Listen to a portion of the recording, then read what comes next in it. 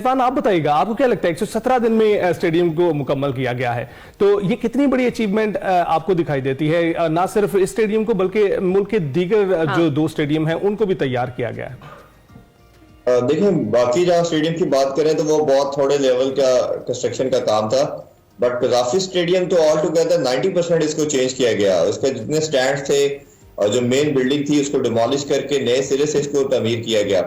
और ये शायद रिकॉर्ड साज जिस तरह बात यूसुफ साहब बता रहे थे, ओबियसली 117 दिन में करना ये कोई एक मिरेकल ही था, और ये इसको बिल्कुल क्रेडिट देना चाहिए जिस चीज का बनता है। मोहसिन नकवी साहब टीम को, इन्होंने बड़ा जबरदस्त किस्म का काम किया, 24/7 काम किया और दुनिया को प्रूव करके दिखाया। और ये वक्त की डिमांड भी थी।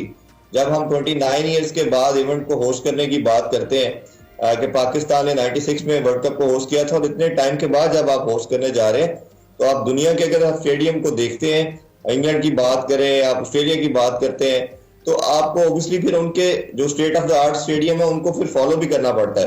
और आपके प्लेयर आते हैं, फिर आपके जितने भी आप समझ लें कि आपके जर्नलिस्ट हैं वो आपके ट्रैवल करेंगे, आईसीसी के काम आएंगे। तो आपने एक मैसेज देना होता है। जहाँ पीस की बात करते हैं, जहाँ आप हॉस्पिटैलिटी की बात करते हैं, उधर आपने जो दुनिया के जो स्टेडियम के लिहाज से जो भी इंफ्रास्ट्रक्चर है वो भी आपने दिखाना होता है कि हम उसको मीट कर रहे हैं। तो मेरा ख्याल है कि ये चेयरमैन पीसीबी मोहसिन नकवी साहब को बहुत क्रेडिट देता है। बड़ा शानदार उन्होंने एक एफर्ट की।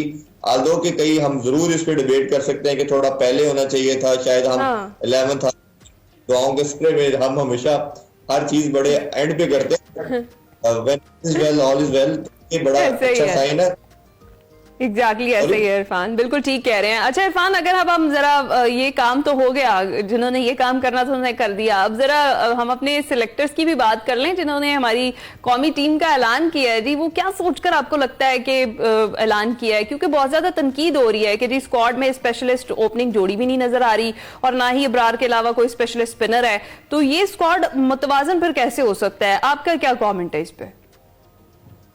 देखिए, जरूर हम डिबेट कर सकते हैं, और मैंने शायद अपने जर्नलिस्ट कैरियर के अंदर कभी इतनी डिबेट या इतनी आर्गुमेंट सुने नहीं है किसी भी स्क्वाड को लेके जितने इस पे हो रहे हैं। कि आपके 11-12 प्लेयर तो फिक्स होते हैं, 2-3 प्लेयर के ऊपर ही आपकी डिबेट होती है, उन्हीं पे प्रॉब्लम आती है। आई एम श्योर कि अगर आप पीसीबी या जितनी हमारी सिलेक्शन कमेटी है, अगर एक ओपनर और ऐड कर लेते, क्योंकि फखर एक सिंगल ओपनर के साथ आप जा रहे हो, तो एक प्रोफेशनल जो जॉब है, एक बड़ी रेगुलर जॉब है ओपनर की। और फखर जमान जब ओपन के लिए आएंगे तो ऑब्वियसली वो भी 5-6 मंथ के पीरियड के बाद आ रहे हैं, टीम में कमबैक कर रहे हैं।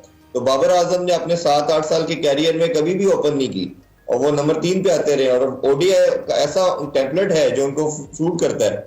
इसी तरह अगर आप स्पिनर की भी बात करते हैं तो भारत 4 स्पिनर के साथ आ रहे हैं, अफगानिस्तान 3 स्पिनर के साथ आ रहा है, बांग्लादेश भी 3-4 स्पिनर के साथ आ रहा है, ऑस्ट्रेलिया वगैरह, ये जितनी भी साइड आप देख रहे हैं सब 2-2 स्पिनर के साथ एटलीस्ट आ रहे हैं। बट मैं आपको बोर्ड की साइड पे सिलेक्शन कमेटी का मौकफ दे देता हूँ। उनका मानना यह है कि फेब और मार्च में आपकी बॉल ज्यादा स्पिन नहीं करती।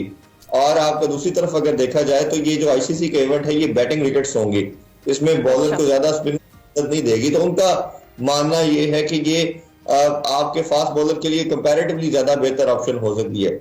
इसी वजह से उन्होंने एक रेगुलर स्पिनर को रखा है। बट मेरा मानना यह कि अगर आपके 3 पेसर ने खेलना है, नसीम, शहीन और हारिस ने, और अगर हसनैन ने बाहर ही बैठना है, या आप इवन दो किसी, अगर आप फहीम के ऊपर भी बात बहुत कर सकते हैं कि अगर उसने भी बाहर बैठना है, और मुझे नहीं लगता प्लेइंग 11 का वो स्ट्रेट अवे पार्ट होंगे, तो आप एक रेगुलर स्पिनर को ऐड किया जा सकता था। उससे ये जो डिबेट चल रही है, और शायद कहीं ना कहीं मुझे लगता है कि आपका जो बात की जा रही है ये भी आप हो जाना था। अगर इरफान, अभी आपने फहीम का जिक्र किया, फहीम अशरफ पर तो बड़ी तनकीद हो रही है, खुशदिल शाह की भी बात हो रही है, तो इस पर क्या कहेंगे? दोनों क्रिकेटर्स की खास तौर पर अगर बात करें, स्क्वाड की बात ना करें तो देखिए, हमेशा मेरा मानना है कि प्रोसेस के ऊपर बात होती है।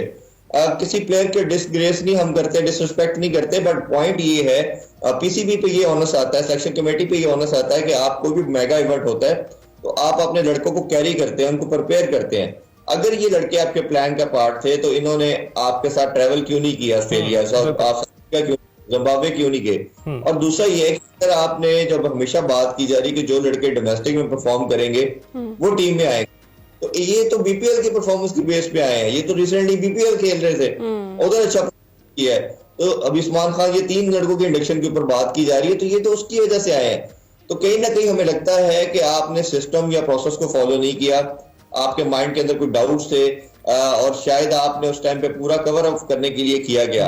आल्दो ये कि ये अच्छा परफॉर्म कर भी सकते हैं, पाकिस्तान को अच्छा लेके जा भी सकते हैं।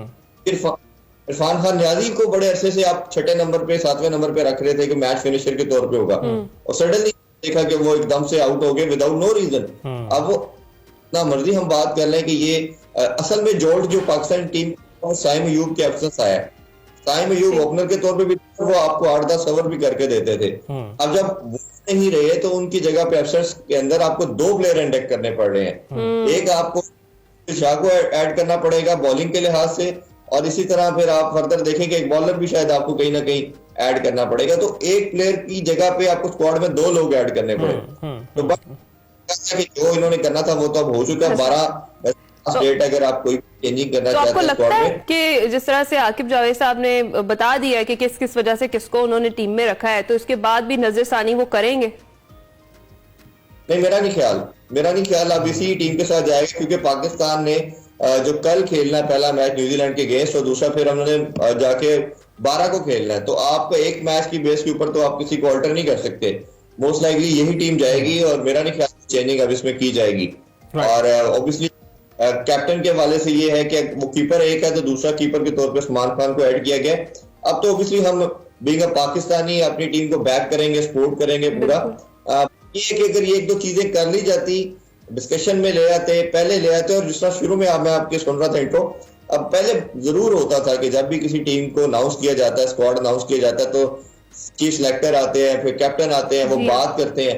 अब ये 2-3 दफा से प्रेस रिलीज के थ्रू नाम आ रहे हैं, तो ऑब्वियसली एक मीडिया के अंदर भी पैनिक क्रिएट होता है, और वो लोगों तक फिर वो पेनिट्रेट करता है। राइट। तो इरफान, अभी आपने कहा कि स्क्वाड का को इस तरह से रद्दोबदल आपने कभी स्क्वाड में देखा नहीं है जिस तरह से अब हुआ है, और लेकिन इसके बाद एक सवाल ये भी पैदा होता है कि इन स्क्वाड्स के साथ जो हमारी कारकर्दगी रही है, जो मुसलसल 10-11 खिलाड़ी हमारे मुसलसल खेलते रहे हैं, उनके साथ जो हमारी कारकर्दगी रही है उस पर भी सवालिया निशान है।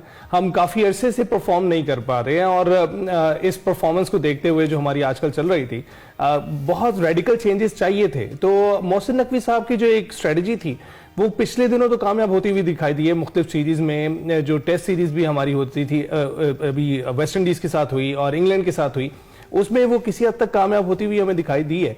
आपको लगता है कि इस स्क्वाड में तब्दीली से, इस रेडिकल तब्दीली से फिर कोई पैगाम जाएगा, फिर लोग खिलाड़ी परफॉर्म करने लगेंगे?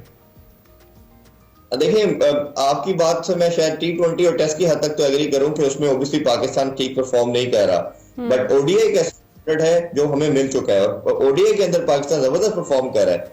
हम 22 साल के बाद ऑस्ट्रेलिया को ऑस्ट्रेलिया में हरा के आए हैं, फिर जिम्बाब्वे की सीरीज जीते हैं, फिर पहली साइड ने व्हाइट वॉश किया ओडीआई के अंदर जाके साउथ अफ्रीका में।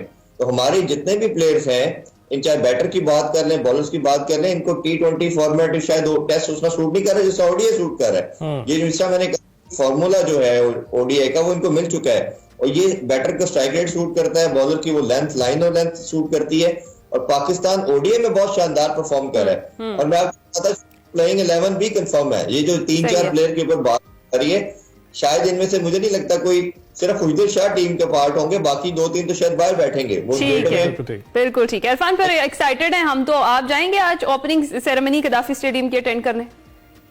जी बिल्कुल, पीसीबी की तरफ से हमें इन्विटेशन भी आज आ चुका है, और आप भी जाएंगे और हम भी पूरी कोशिश करेंगे कि जाएं और जो इवेंट है उसमें शमूलियत इख्तियार करें। बहुत शुक्रिया हमसे गुफ्तगू करने के लिए।